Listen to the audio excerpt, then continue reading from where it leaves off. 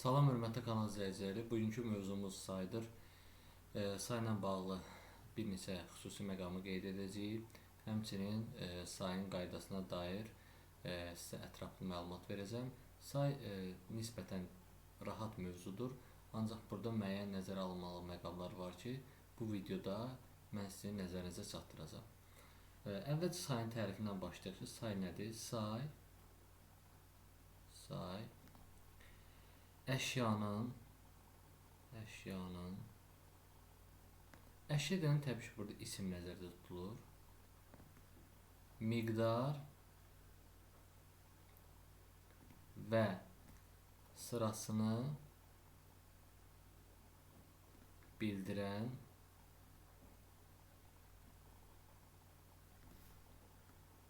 əsas nitq hissəsidir. Burada qısaca yazaq. Sayın sualları neçə, nə qədər, bir də neçəncidir. Neçənci. Bu sayın suallarıdır. İndi gələk sayın xüsusiyyətlərinə. Sayın xüsusiyyətləri.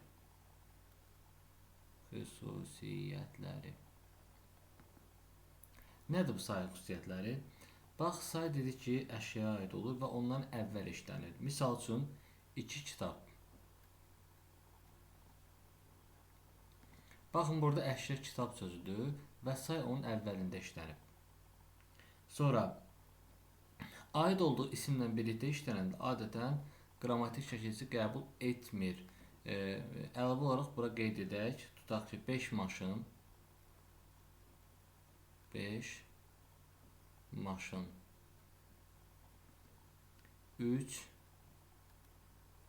çiçək. Adətən bu belə olur. Yəni, aid olduğu isimlə birlikdə işlənəndə qrammatik şəkilçi qəbul etmir. Bəs say nə zaman isimləşir? Aid olduğu ismi itirdikdə. Aid olduğu ismi itirdikdə isimləşir.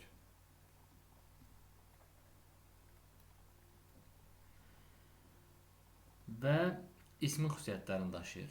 Buna misal olaraq yazaq burada. Onuncular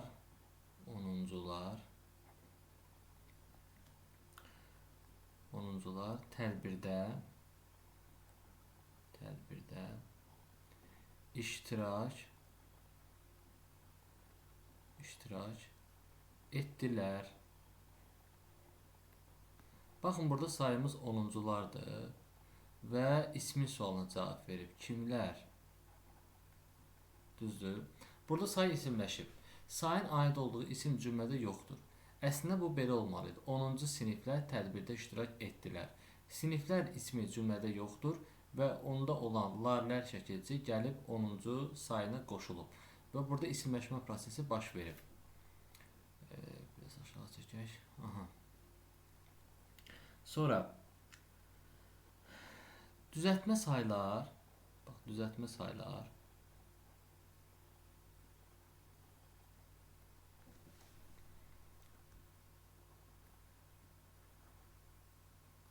Adətən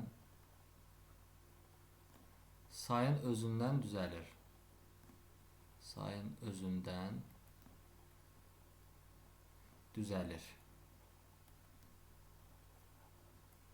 Əksər saylar sayların özündən düzəlir.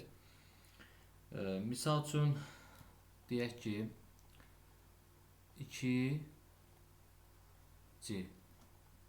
və yaxud da çoxlu, az, acıq və s.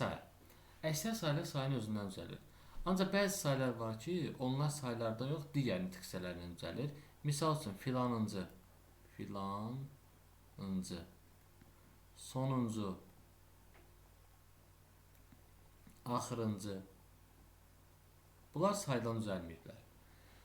Belə bir məsələ də var. Sonra sayın sintaktik vəzifəsi hansıdır? Say cümlədə təyin olur. Yəni əsas sintaktik funksiyası təyin olmaqdır.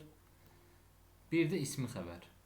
Bir də ismi xəbər olur.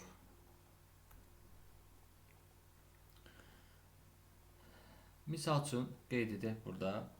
İki şagird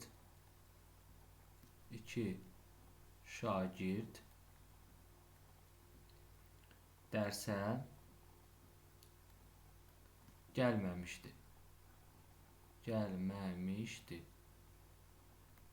Baxın burada gəlməmişdi cümləmin xəbəridir. Şagird cümləmin mübtədasıdır.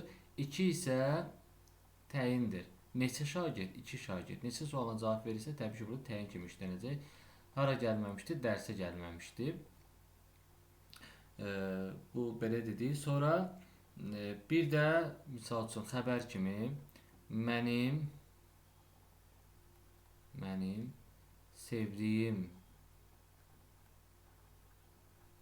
rəqəm 2-dir. Belə desəm, onda xəbər vəzifəsində işlənən söz say olacaq. Yəni sayın əsas sintaktik vəzifəsi təyin və ismi xəbər olmaqdır. Təbii ki, isimləşərkən o müxtəlif cümlə yerində işlənə bilər. Misal üçün mübtəda ola bilər, tamamlıq ola bilər və s. Amma əsas sintaktik funksiyası təyin və ismi xəbər yerində işlənməkdir. Sonra bax, say düzəldən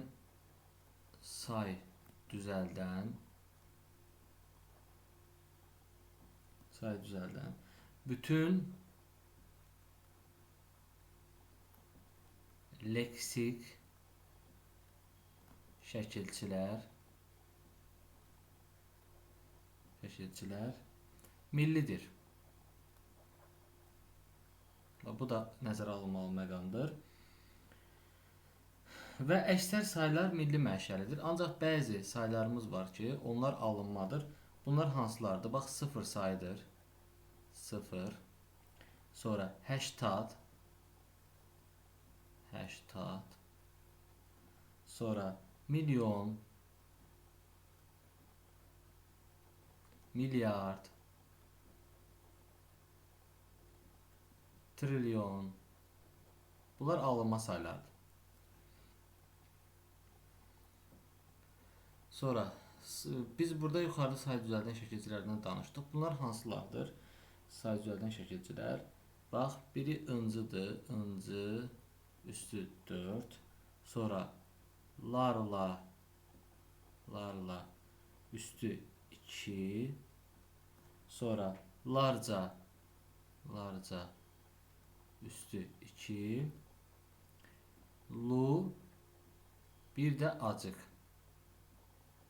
Bunlar say düzəldən şəkilçilərdir. Çox deyil sayları təbii ki.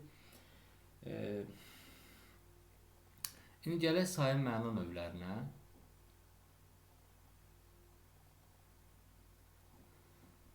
Sayın ümumiyyətlə 2 məna növü var. Sayın məna növləri.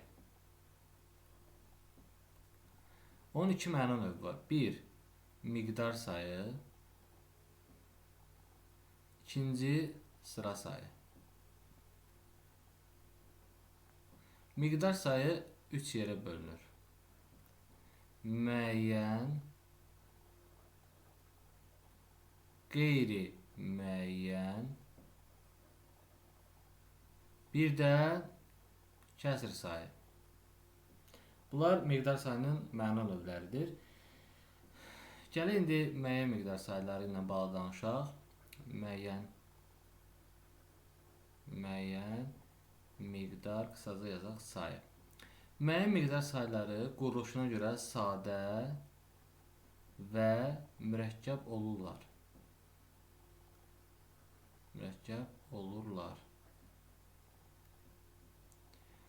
Misal üçün 5, 3, 6. Bunlar sadə müəyyən miqdar saylarıdır. Bir də var mürəkkəblər, tutaq ki 10, 5, Misal üçün 23. Bunlar mürəkkəb müəyyən miqdar saylardır. Sonra müəyyən miqdar sayından sonra gələn isimlər təkdə işlənir.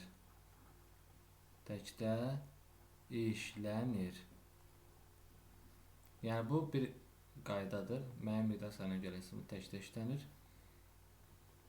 Növbəti vərəqimizi açaq.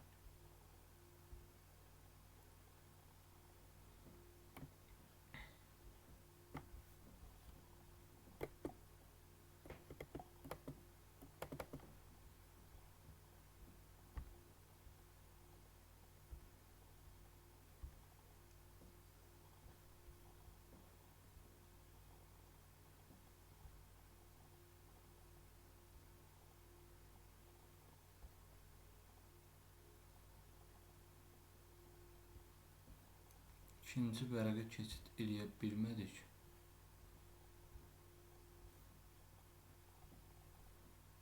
Yox, bunu silək onda.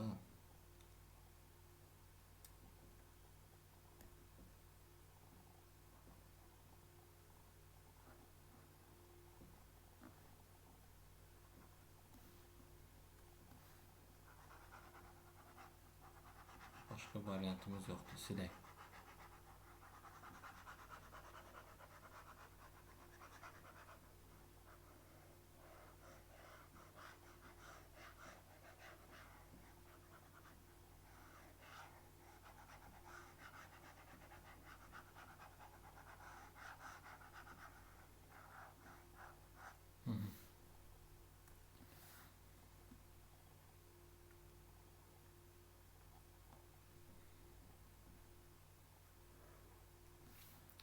Ya Allah. Müəyyən miqdar saylarından sonra danışırıq. Deyir ki, müəyyən miqdar sayından sonra gələn isimlər təkdə işlənməlidir. Misal üçün 5 kitab, 3 alma və s. və axır. Amma bəzən müəyyən miqdar sayından sonra gələn isimlər cəmdə işlənə bilərlər. Misal üçün milyon və min sözlərindən sonra misal üçün milyon illər deyə bilərik, 1000 illər deyə bilərik. Bu istisna məqamlardır təbii ki. Amma qalan müəyyən miqdar sayı ilə isim arasında, daha doğrusu müəyyən miqdar sayından sonra gələn isimlər təkdə işlənməlidir. Sonra gəlirik burada müəyyən miqdar sayı ilə ismin arasında numerativ sözlər işlənir. Onların işlənmə məqamlarına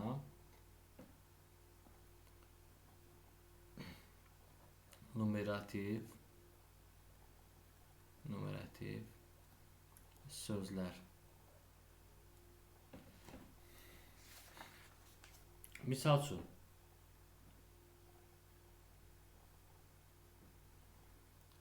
deyir ki, müəyyən miqdar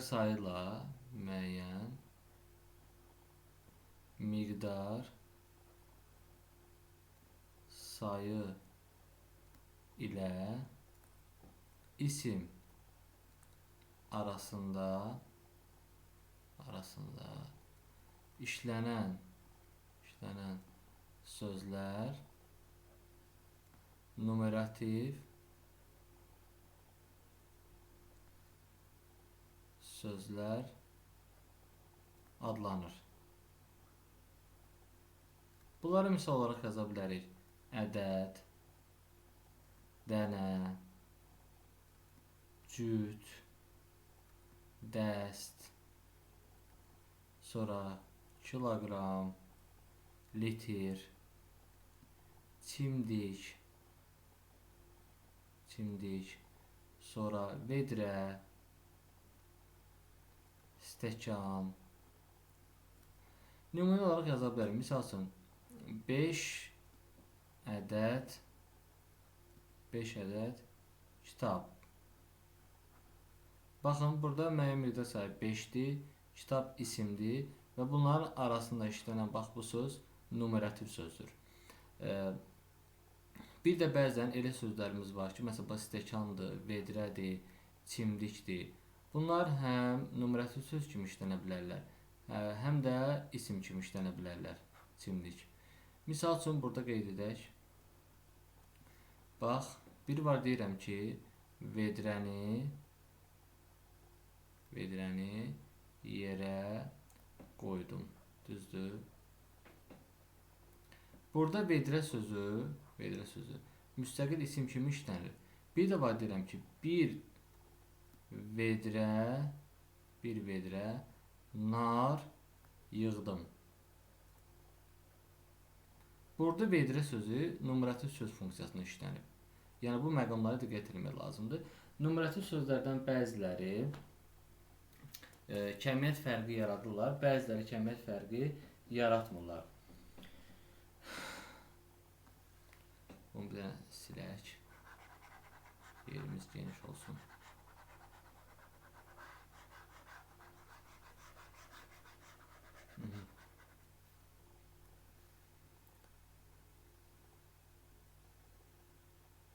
Bax, kəmiyyət fərqi əmələ gətirən numerativ sözlərə misal yazaq. Kəmiyyət fərqi əmələ gətirən. Misal üçün, yazıram. Bir var deyəm ki, bir gül. Bir var deyirəm ki, bir dəstə gül. Baxın uşaqlar, bir gül burada vahid bir sayı bildirir. Bir dəstə güldə, bax, dəstə sözü onun kəmiyyət fərqini əmələ gətirib. Yəni, dəstənin içərisində birdən çox gül var da, nə bilim 10 gül var, 15 gül var, 20 gül var. Yəni bu söz orada fərqli funksiyanı, yəni daha da kəmiyyət fərqi əmələ gətirir. Bir var məsələn deyirəm bir kitab. Bir var deyirəm ki, bir qucaq kitab.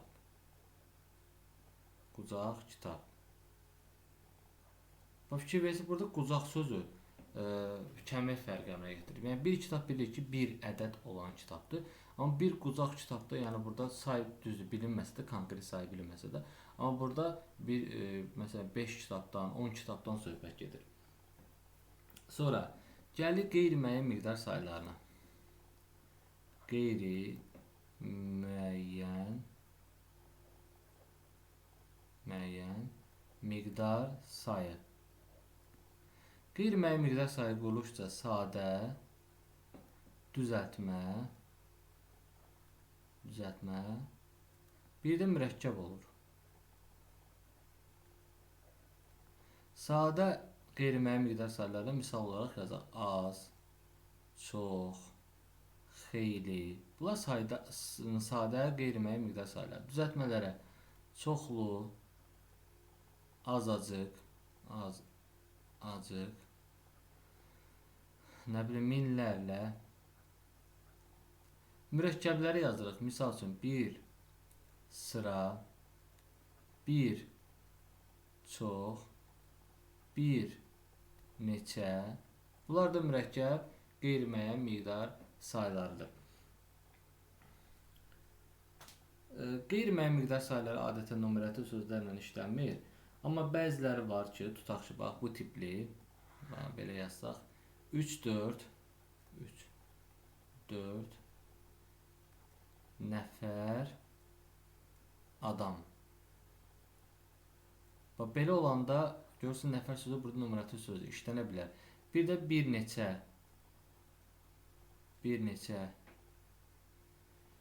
sözü işlənə bilər. Misal üçün bu formada bir neçə nəfər adam deyə bilərik. Yəni 3, 4, 5, 6 tipli təqribi sayılar, bir də bir neçə sayı numerativ sözlərlə işlənə bilər, amma digərləri işlənə bilməz təbii ki. Bu Belə bir məsələ var burada. Sonra təmiz silək. Burada nəsə qalmasın.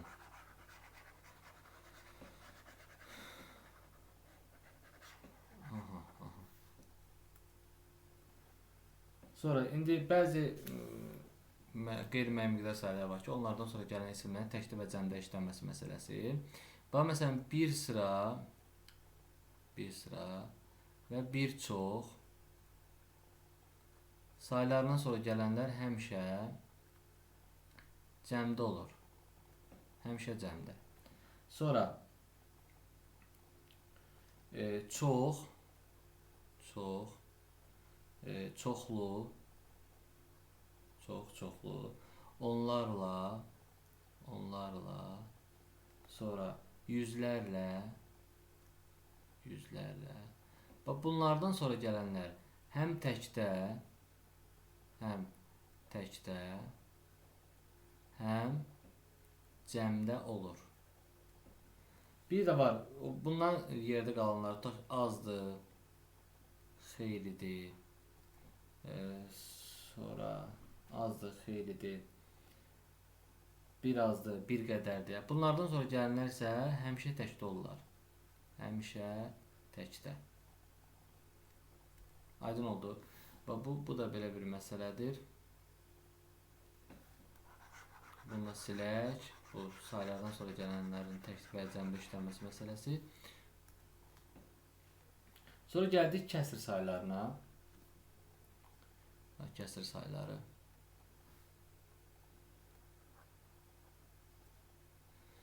Kəsr sayıları. Kəsr sayıları quruluşca ancaq mürəkkəb olur. Yəni bunun nə sadəsi var, nə də düzəltməsi olur. Mürəkkəb olur. Quruluşca ancaq mürəkkəb olur. Bunlar müəyyən miqdar sayıları ilə, bunlar necə düzəlir? Müəyyən miqdar sayıları ilə də yerli çalı şəkilçisinin köməyi ilə düzəlirlər. Tutaq ki, 5/5. Bax, burada 10 müəyyən miqdar sayıdır, daha da burada yerli çalı şəkilçisidir.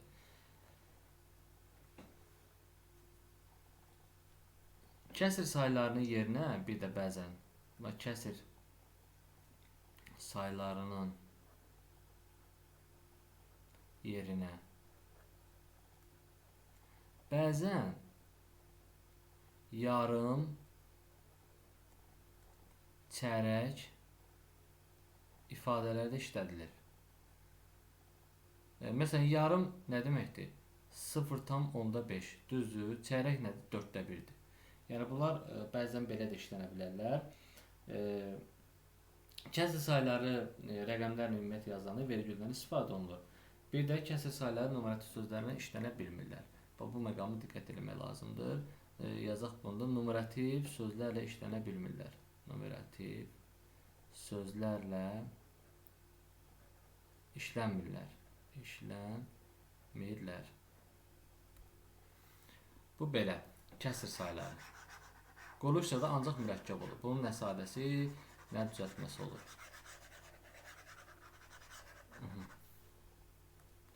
Sonra keçdik sıra sayılarına.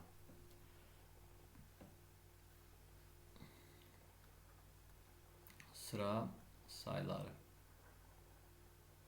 Sıra sayı quruluşca düzəltmə və mürəkkəb olur. Bunların da sadəsi olmur. Sıra sayılarının sualı neçəncidir? Neçənci? Bəzən hansı da ola bilər. Sıra sayıları sayı məna növləri içərisində daha çox isimləşən sayılardır. Sonra sıra sayıları ondan sonra gələn isimlər, tutaq ki, biri var 5-ci sinif. Burada siniflər də işlətmək olar. Yəni sıra saylarından sonra gələn isimlər təkdə və cəmdə işlənə bilərlər. Burada heç bir fərq yoxdur. Sayların bəzi xüsusiyyətləri var, ümumi xüsusiyyətlər. Onlarla bağlı qeydlər deyəcəm. Sonra sıra sayları 3 cür yazılır ümumiyyətlə. Həm sözlə, və burada yazdığımız sözlədir. Həm ərəb rəqəmləri və ıncı şəkilçisi ilə, ərəb rəqəmləri və ıncı şəkilçisinin ixtisar forması, ıncı üstüdür şəkilçisinin ixtisar forması ilə. Misal üçün, 6-cı, 8-ci, aydın oldu. Bax, bu belə. Sonra bir də Roma rəqəmlərinə yazıla bilərlər. Tutaq ki, 10-cu, məsələn, 21-ci, nə bilim, 4-cü. Bax, bunlar Roma rəqəmlərinə yazılanda onlardan sonra şəkilçi işlənməməlidir. Yəni, işlənmək orfoqrafik baxımdan yanlışdır. Bu formada da ola bilər. Tutaq ki, deyirəm ki, birinci sözü. Belə, bir rəqəmi və yanında yarım mötərizə və yaxud da bir rəqəmi yanında nöqtə. Bu da sıra məzmunu, sıra mənası ifadə eləyir.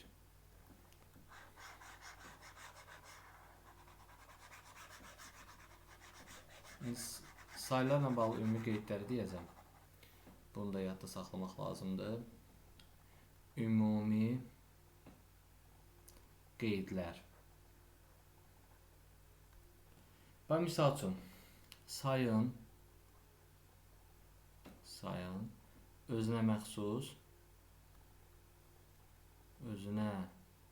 məxsus qrammatik şəkilçisi yoxdur.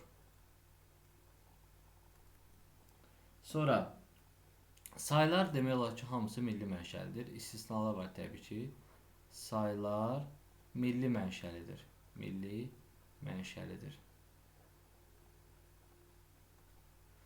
Sonra misal üçün, bax, azdır, çoxdur, sonra xeylidir.